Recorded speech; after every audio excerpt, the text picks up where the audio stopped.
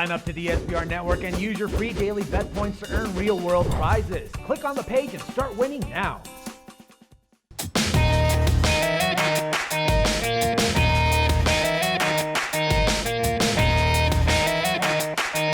Hi, welcome to SBR Foreign Videos. I'm Peter Loshak. We are doing our last conference tournament preview right now with Joe Duffy from OffshoreInsiders.com. He tells me he's called Mr. March, dubbed that by one of his old customers a long time ago. Right now we're going to take a look at the Big Ten Conference Tournament. Joe Duffy, thanks for being back with us. Thank you, Peter. Mr. March, tell us a little bit about that.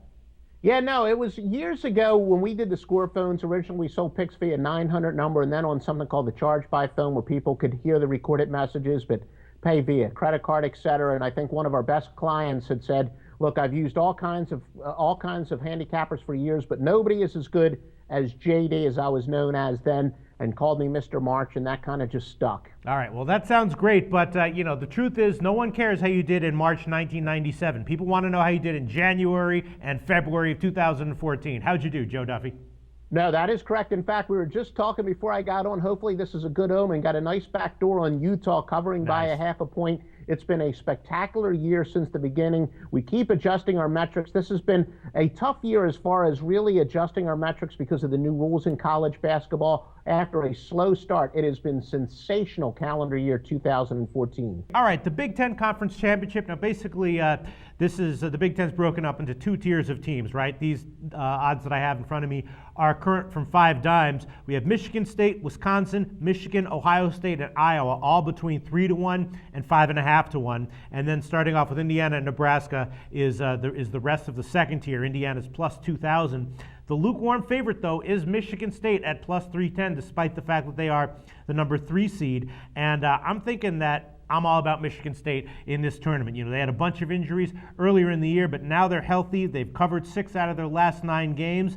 And the other teams, Wisconsin, Michigan, Ohio State, Wisconsin just plus 330, Michigan 350, Ohio State 490. I think I'd want a lot longer odds before I'd want to think about taking any of those teams. I like Michigan State plus 310. What do you think, Joe? No, I agree, and I think this is one of the cases where both the publics and the sharps, our eyes really got raised when we saw that. Talk about Mr. March. Tom Izzo's a guy who's won more than his share of games in March, and he flat out said that sometimes the Big Ten tournament doesn't mean that much to him, but this is probably the single biggest Big Ten tournament he's ever coached in. He knows his team is underachieved, obviously. Keith Appling hopefully getting back to 100% health, but his team has been struggling, and he flat out says he wants to win this tournament. He's got the talent, as you said, they're getting healthy, but he believes they really need to build up some momentum for the NCAA tournament. So this wasn't just some random coach saying how much he wanted to win his conference tournament. This is a guy with a lot of success in March. And in fact, one of the more incredible statistics is he's got to actually go to the Final Four this year. Every single recruiting class he had, if he stayed for 4 years, he's going to the Final Four at least once. And this year, the current group of seniors, that would be in jeopardy. So he clearly wants this. He's got the talent.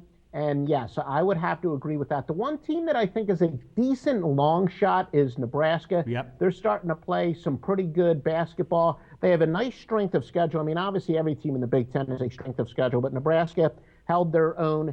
And, again, Nebraska, a lot of people talk about how they play poorly in the road. What I keep telling you, a road game is not a neutral game, but even their best road games have been recently. So, if you want to look at a team that's got some decent talent and is peaking at the right time, it's Nebraska. All right, well, we are in complete agreement on the Big Ten. I'm definitely liking Michigan State at plus 310 out of all these odds. And then on individual games, there's a bunch of games I have circled, and Nebraska was the other team that I had circled here. Nebraska, they've covered 7 out of their last 9, playing very well, 19-10 against the spread overall on the year. And the first bunch of games I have circled, like in Michigan State, just on their game spreads. They should have a relatively easy first 2 games. Their second game is probably going to be against Wisconsin. And so, I'm thinking that there'll be a good bet there and probably a good bet in their first game as well.